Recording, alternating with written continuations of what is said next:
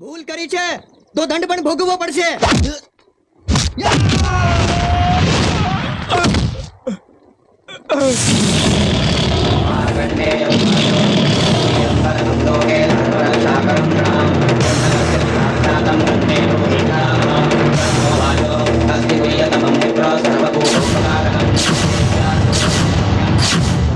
તમને ખીમાળા વાળાઓને પોતાના ગામની વવારોની જિંદગીની કિંમત નહીં હોય, પણ દિયોદરના ઠાકોરને એની મા બેની જિંદગી પોતાના જીવ કરતા પણ વધારે વાલી છે.